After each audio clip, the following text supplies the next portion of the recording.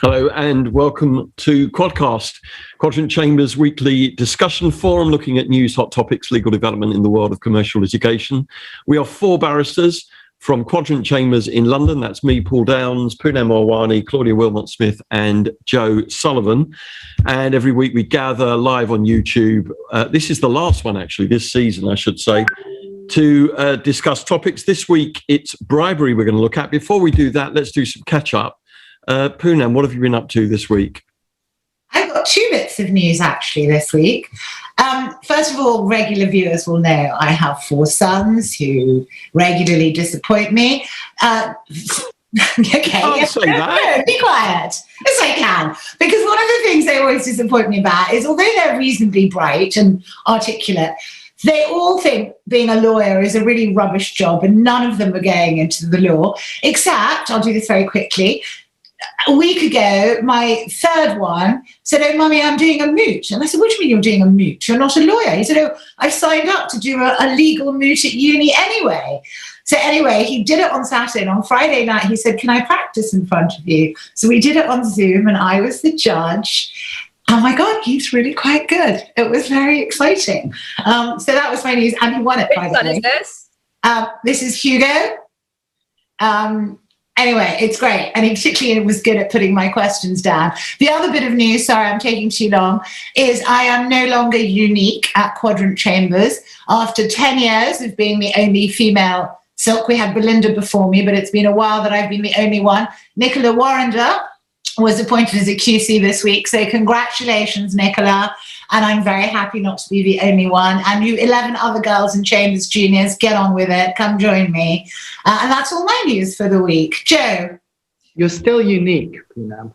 Thank you. You're so well trained. My news is incredibly tedious. Because of this interminable lockdown, there's very little that I do. So what I have been doing is really getting into the depths of ITV Hub, which has some of the best old school crime drama. So I was watching A Touch of Frost. I don't know if you guys remember that place. It's so old. David Jason. I love crime drama, but that's really old stuff. Yeah, David Jason. It is old, but it's weird if you watch it now. Some of the language the characterizations would not, I think, be made today. And it does. But I mean, although it's quite old, at the time it never seemed to be that old. Different times. There we are. Anyway, what about you, Claudia? Claudia, you have the chance of having more exciting news than Joe this week. Watching TV. Fact of the day, I learned today that in Taiwan you're allowed to legally change your name 3 times. And the reason I learned this, some sushi shop had a promotion whereby if you have the Chinese character for salmon in your name, you get like 2 for 1 sushi or free sushi. And apparently the registry office place were flooded with people legally changing their name to salmon to take advantage of a 2-day sushi promotion. And I think that shows really good dedication to the cause. I just was kind of impressed by that. So yeah, apparently a lot of people in Taiwan are now called salmon. Be that, Paul. Well, yeah, I've not got much news. I got roped in by Gray's Inn to help prepare students for the Viz Moot last night, which we all did remotely, which was quite a lot of fun. But it's really difficult, the Viz Moot. I mean, I received this brief of about 60 odd pages, and we didn't even have all the material. I mean, it's not. I'm used to doing moots where you've got like half a page problem, and but it was very difficult. IP and everything points. Can I do an easier way to do things? Can I send you Hugo for you to train him up for me? Yeah. I'm not sure I'd do it any good. But yeah. Well, there you go. We've both been doing mooting. Anyway, look, this week we're looking at bribery, and there's a couple of cases we're going to look at, but there's a lot of interesting points that arise, areas of uncertainty. But Joe, to kick us off, can you tell me everything I need to know about bribery in about 30 seconds? Probably not. I'll go as fast as I can.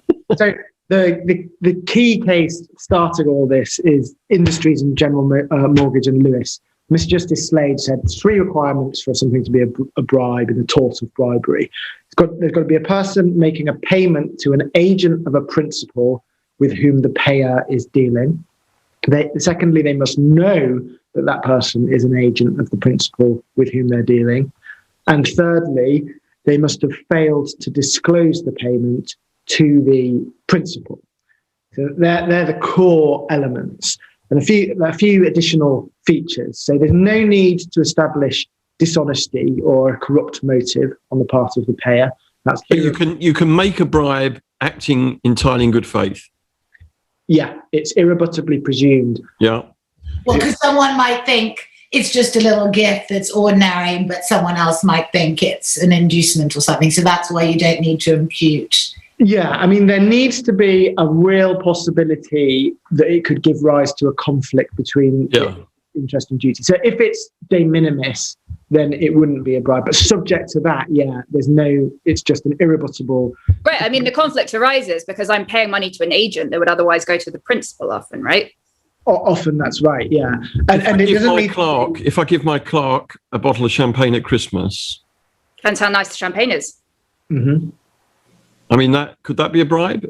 Are they an agent? No, because they're not an agent for a principal. You're not entering into a transaction with me. Duties and Poonam. And so will he therefore give a sexy case might otherwise have given to Poonam? Well, that's a different... Minimus, etc. You may consider that that's wrong, but I think it's something different. It's not... Paul is not dealing with the principle of the clerk. Let's not go live on air to discuss which of us are nice and give our clerks champagne and which of us are not. Okay, so... Anyway, a few other short points. So it doesn't need to be money. It can be any source of a benefit. It doesn't actually have to be a benefit that's provided. It can be the promise of a benefit. That's enough. It doesn't have to be made directly to the agent. It could be made to someone close to them, like a family member. Oh, hold on, stop there, Jay, because that's just reminded me. Really early on in Quadcast, we talked about a case, wasn't it? It was at Shagang, right, which was the one about bribery and torture.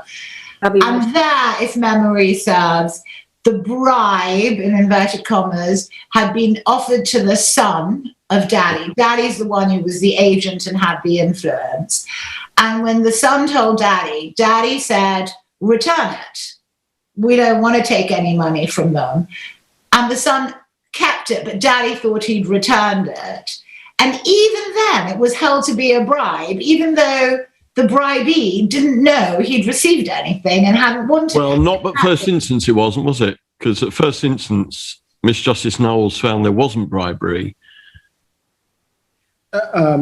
Yeah. I know he found there was bribery. Oh, you found there was bribery? Yeah.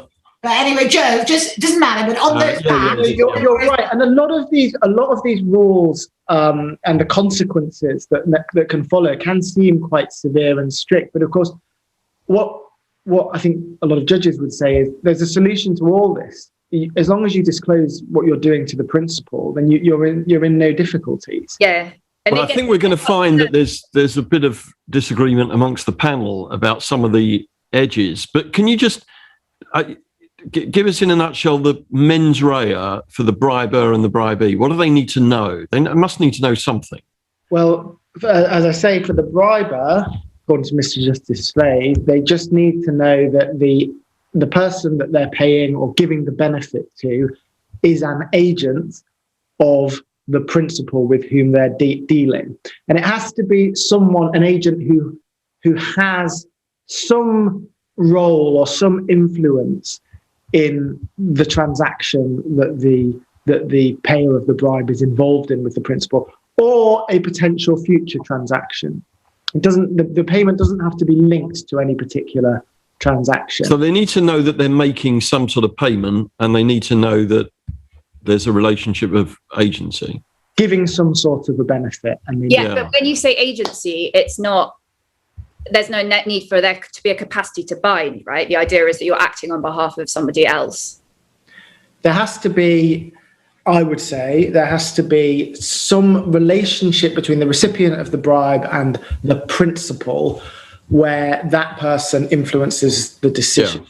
Being in a position of influence or potential influence. Joe, going back to mens rea a minute, you said you need to know, what if I gave you some money and Everything else was satisfied. But I said, but you will tell your principal, Paul, won't you? Because I want him to know. So I have no intention of it being a naughty payment. I just want to say a thank you, and I'm expecting you, and I've instructed you to tell your principal, Paul. So that's not a bribe, right? Or is it? No, that is a bribe. The law says it's on you. You have to make sure that the principal knows. Now, one can see that in contribution proceedings afterwards, that might play a part in the court deciding as between the briber and the bribee who should. What does the bribee need to know? I mean, Poonam's example of Shagang, if the father, who is the agent, definitely doesn't know, so say he didn't know at all that the money would come across the son, can that be a bribe? I think if the recipient doesn't know that they've received anything, then it's difficult. It seems to me it would be difficult to say that they were liable in the tort. Oh, I thought there was an irrebuttable. Let's say they've got it, but they don't know they've got it. Okay, but you'd say the presumption arises from the knowledge of having it. On the Shagang case, if it's paid to someone else and they don't know about it, then it's very unlikely that would be treated as being a payment to the agent. What if the briber, I mean, we need to look at some cases, but what if the briber has a sack of cash and they go round to the bribee's house and they leave it on the doorstep for the bribee, but the bribee doesn't come home, or comes home and puts it in the bin because thinks it's just a bit more rubbish? I mean, what about then? Is there a bribe then? It can't be, surely. It can't be a bribe. Well, if the recipient never in fact receives it and doesn't know that it was ever promised to them, then that wouldn't be a bribe. Okay, can I ask you something else? Because I haven't looked at bribes until today for a while, so let me make sure my head's screwed on in the right place. Apart from the sort of moral indignation that comes with the word bribe and leaving aside statutory things, huge impact at common law, right? As I understand it, where it's a bribe, then the principal has a proprietary remedy against the agent. He can trace, he has proprietary remedy of the bribe, trace into its proceeds, etc., get an account of profits on what the agent's done. Joe, you're looking as if I'm wrong. Am I wrong? No, I'm not looking at Joe. That's my listening point. He's checking his emails. That's what Joe's doing. Stop checking your emails. Goodness sake. When I admit I don't know something and I start talking, you have to nod encouragingly. You have to tell me whether I'm right or wrong. So, I mean, I'm flattered that you think I can multitask, Paul. I can't. I mean, it's interesting because the law as to the remedial consequences of the finding that there's been the tort of bribery has moved a lot in recent years. I mean, there are some interesting issues. I mean, it's been the case for a long time that there is an irrebuttable presumption that the principal has suffered damage in at least the amount of the bribe. And it's been the case for a long time that you can bring a claim for damage, or you can bring a restitutionary claim, although you have to elect. But yeah, you can claim an account of profits. That the Supreme Court decided that about, I can't remember. FHR was it? It was about FHR. Well, yeah, and that was the proprietary thing as well, wasn't it? Yeah, that was that. Can we? Hold on, because Jay says it's been widening and widening bribery. How's it been going for you, Claudia, with bribery? I was just about to ask Claudia about her case. I decided to do it my way instead. Go, Claudia. Well, I would first like to remove the word bribery in that I was representing the people who may be made a payment. But so there's a case called CH Offshore and Internaves and others. And it's a case about the kind of relationship. So the recipient of the payment, what kind of relationship do they have to be in to the parties to say that they're under fiduciary duties, or that they have to disclose the fact that they're squirreling away pots and pots and pots of cash at the expense of the parties to the transaction. So, I mean, imagine a circumstance in which Paul has money flowing out of his eyeballs. He's, rich and rich in oil, and he wants... Imagine that. Imagine Get on with it. And he wants Move to along. charter a vessel. He knows that I own a vessel. So he goes to Joe and says, I need this vessel. Joe knows that Paul is rich as Croesus, and so decides to take advantage of what he describes as the opportunity of a lifetime, which is to try and drive down the price at which I will charter out my vessel, drive up the price that Paul will pay, and pocket this spread for himself so he can run away and spend it all. So let's just put some numbers on it, make it easy. So I'm paying to charter your ship. Joe persuades me to pay 1,100 and persuades you to accept 900. Yes, exactly. And he's going to pocket the difference. Joe is the intermediary broker in the middle. So usually what one would expect a broker to do would be pass offers up and down the line, right? What Joe is instead doing is making the offers himself to try and create this difference, this spread. So he's saying to me, will you accept 900? He's saying to Paul, will you pay 1,100? Without disclosing the fact that he is the author of these figures. And so Paul doesn't know that I am only getting 900. He then comes to me and says, look, you've already agreed to accept 900. We're going to structure it. So Paul's actually paying 1,100 because I'm going to get 200 on these side agreements. And what he does not tell me is that 200 is money that Paul has agreed to pay and that I could keep.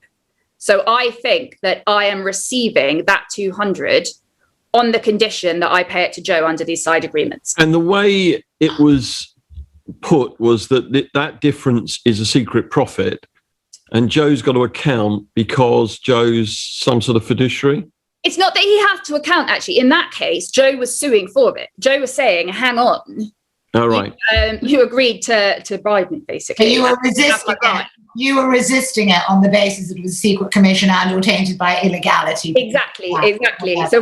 So when it came out that Joe had kept this secret, essentially, the defense to enforcement was, hang on, you're suing for a secret commission. And Joe said, I'm entitled to make money at your expense. And it went to arbitration. What happened to arbitration? It went to arbitration, and the rogue, the knaves, recovered. The ne'er-do-well. That's my neutral term. I'm told that I'm not allowed to describe him in pejorative terms, so I'll just refer to him as a knave. It's just some of the language you use, Claudia, frankly, in rehearsals. It's just toe-curling. No one at arbitration, but 2-1. One of the arbitrators basically said, look, this is essentially criminal behavior. Permission to appeal, but the appeal was unsuccessful, and in a deeply unsatisfactory, in a judgment, Mrs. Justice Moulder dismissed the appeal and said that Joe may have been obliged to Poonam, tell us what she says, because I made an appeal. It was a section 69. It's section 69, right? So you've got to phrase it as the point of law.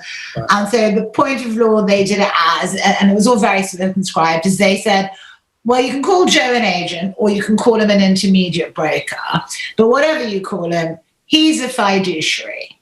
And the reason they use the word fiduciary, and I know we're going to talk about this, is because it is pretty clear law on the whole Bristol and West building that, give someone the name fiduciary and you get all these heavy duties on. And there's the duty of loyalty, duty to act in good faith, duty not to make a profit out of your position, not to put yourself in a position of conflict. Without consent. Sorry? Right?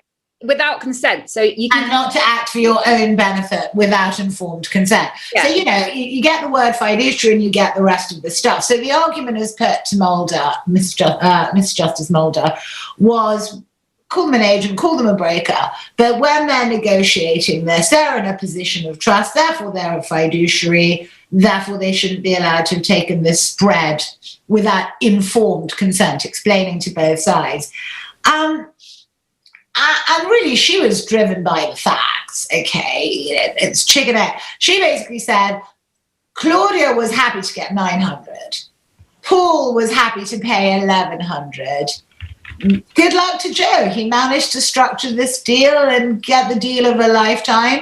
But these two had their own bottom lines. They weren't looking to Joe to get them the best deal or repose trust and confidence in him. They wanted the deal done on the terms that they were happy with. So because of her view as to what the commercial drivers were, she therefore says Joe is not a fiduciary. Now I've got a question. This whole linkage between agent stroke fiduciary relationship and bribery, I'm questioning whether that is sound.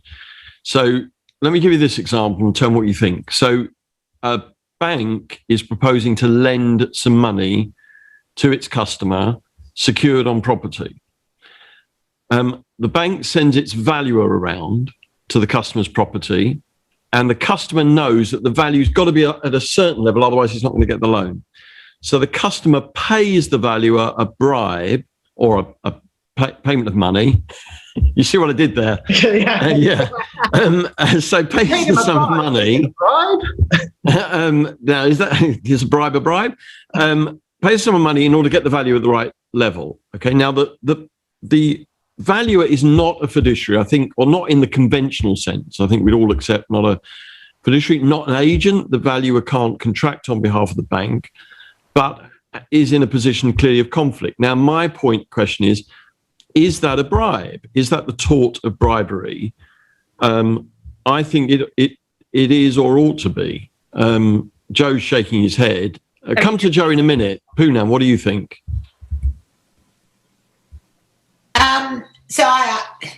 The problem with, oh my God, I'm almost speechless. You can see I'm conflicted on this.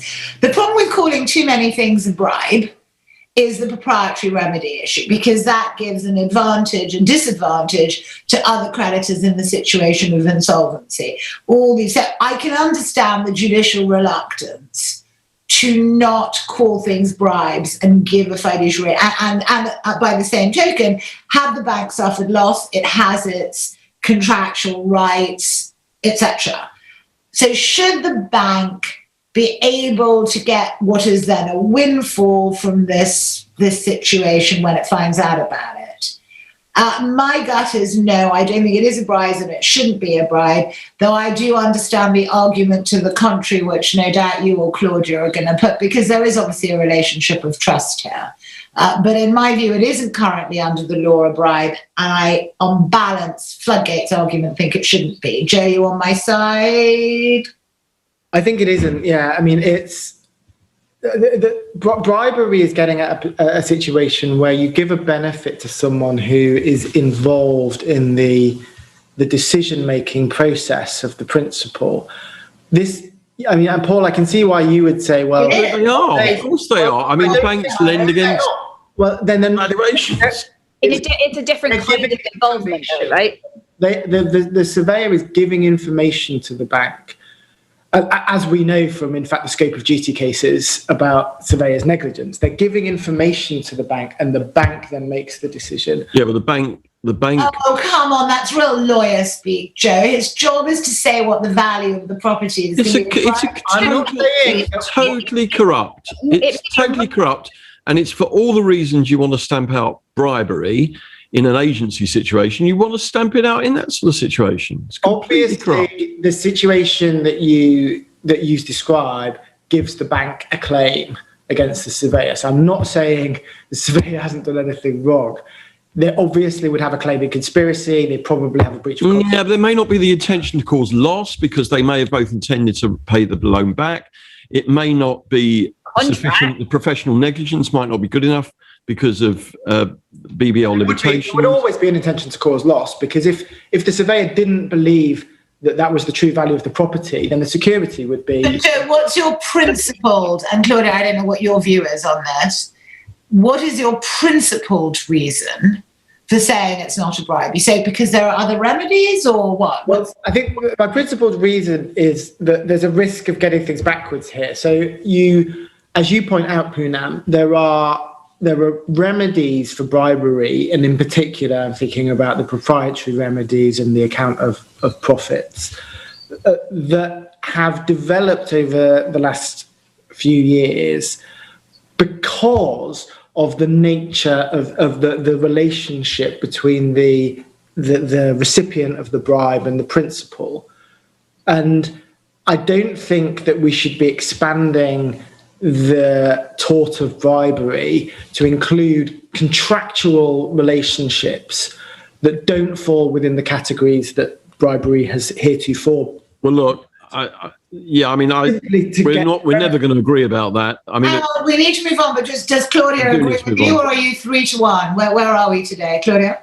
I agree with Joe, and I think if you go on Mrs. Justice Moulder's scandalous decision, then different case. Honest, it couldn't possibly be bribery. But I do agree with Joe. I think it's about a secret commission type scenario where one is under a particular kind of. Since I'm in the minority, I'm going to claim the last word with one sentence. The essence of the wrong is in an inducement for somebody to breach their legal or moral obligation. That's the essence of bribery. Oh, that's every tort and conspiracy and inducement. No, it's not. Look, anyway, let's move on, because there is a recent decision, Joe, King Security Systems Limited versus Anthony King.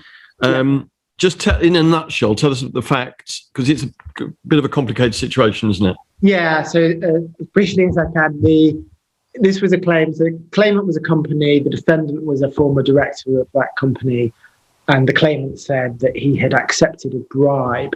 The bribe was the use of a top-of-the-range Range Rover. He was really into snazzy cars. Yeah. That was the overriding sense I got from the judgment. He loved a snazzy car. Yeah, really likes a snazzy car, or top spec.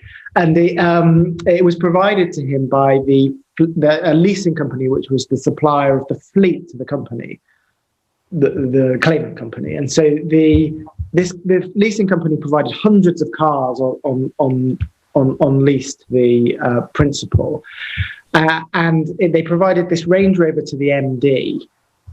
He paid £100 a month for the car, but the actual cost, if it had been a proper deal, would have been over £1,000 a month. But in return, what they got from the company was the relinquishment of a profit share agreement. So and I don't want to get into the details of this too much, but the company was effectively giving money back to the... So if we simplify it, I mean, I know this wasn't the situation, but if we simplify it, the director who receives the Range Rover pays £100 from his own pocket and is involved with getting the company to pay the difference, the £900. Let's just simplify it. Now, the question is, if the briber comes out break even on the overall, so gives the benefit but manages through the back door to recoup that, is it a bribe?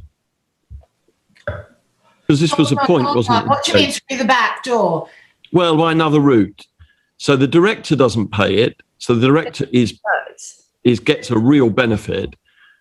But the finding, the judge's finding was that in fact there was a gap, and so the leasing company gave more than they received, and so there was a benefit. And what's the question here? Is it just that the briber is the issue here whether the briber suffered a detriment, whether he lost anything? Yeah, say the briber has not suffered a detriment at all. Let's say I have loads of wine that's going to go off tomorrow and I can't possibly drink it all by tomorrow. So I give, well, yes, of course I could, Paul. We all know how much I can drink. But let's assume I can't. Yeah, but that can't be, that's not a good example, because that will have a better value. But no detriment to me. No, but it would be, because it has a market value. Okay, so let's leave that then. The question is, so is that right? Is it part of it that the briber has to have a detriment? Well, that's the question. See, I think that it would have been a bribe even if the judge had found that in fact what the leasing company got back was equal to, or indeed more than, the value that they had given. Why? And the reason for that is that I think that, say there might be an exceptional case that I can't think of, but it's two transactions. There is a transaction where the leasing company is giving something to the agent, the director, which is the car.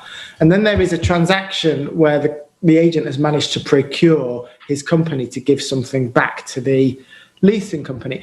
And that's going to be the case in loads of bribery, because that's the whole point. I mean, part of the whole point of paying a bribe is that you're hoping to get something back from the principal, and you're usually hoping to get something worth more than your bribe back, or else why bother to pay the bribe? All right, we'll say the director does the deal with the leasing company for the car £1,000 a month, and he pays £100 and he steals £900 a month from the company's petty cash. Right? Now, that's not a bribe, is it? Do you say that's a bribe? Yeah, that's a bribe. How is that a bribe? That's just an arm's length transaction. No. But if the briber thinks he's getting £1,000 straight up, there was no.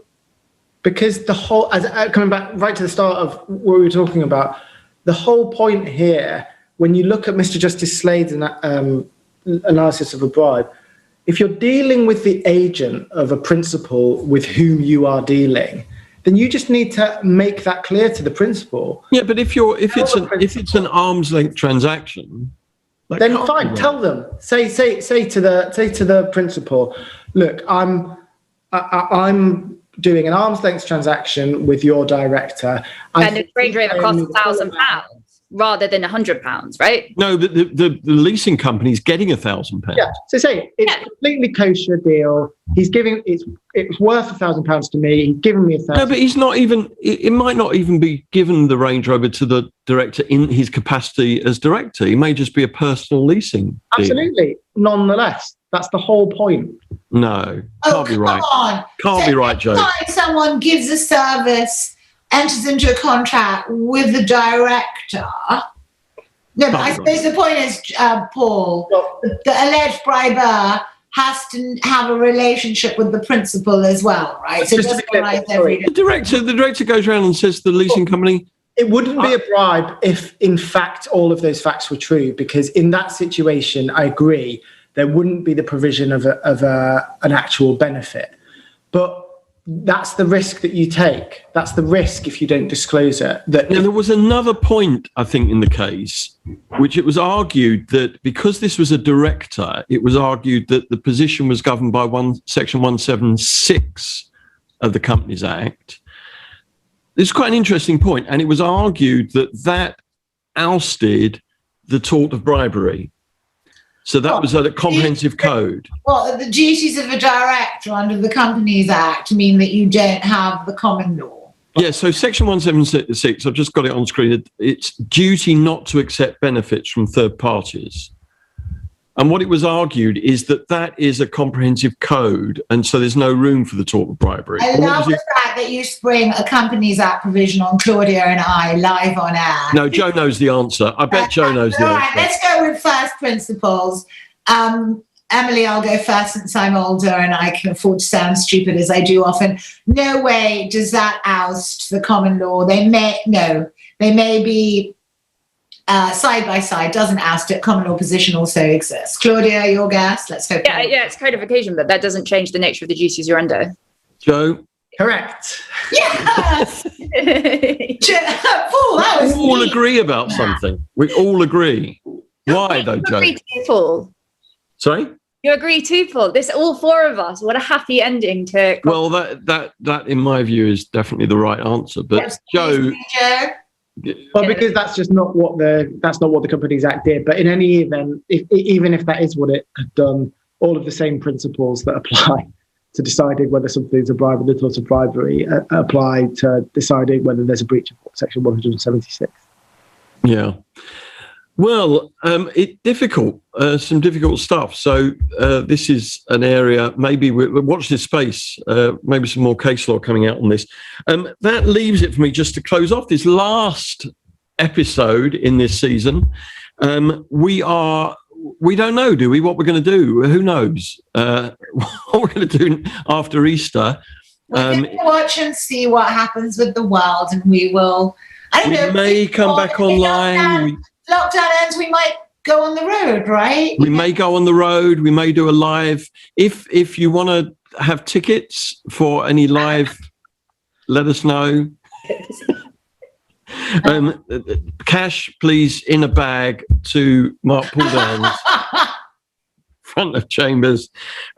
So we will keep you posted, but the way in which, there's a very easy way in which you can make sure that you are kept informed of not just Quadcast, but other Quadrant Chambers videos on YouTube, and that is to subscribe to the Quadrant Chambers YouTube channel. So if you're watching on YouTube now and you're signed in, just hit that subscribe button, subscribe on what you know, let you know. I just want to do a little plug. We're going to bring out a new series of videos in the next month or so. Things that I haven't been involved in. Tell me all about them, Paul. Qubit is that what you're talking about? Qubit. These are Quadrant Basics in 10. So these are short 10-minute videos about basic topics like what is the rule in Clayton's case, how to analyze company accounts, how to get a freezing injunction, how to get a Norwich Farmer Clause, all sorts of basic topics. Qubit talks will be coming out in the very near future. So you really want to subscribe to the Quadrant Chambers YouTube channel, because then you'll get notification of all that. That leaves it just for me to say thank you very much to the team. Poonam, Claudia and Joe. Thank you to our producer, Emily Saunderson, and Ben Jacobs, Fisheye Productions, who do the live streaming of this. Thank you all and good evening to you.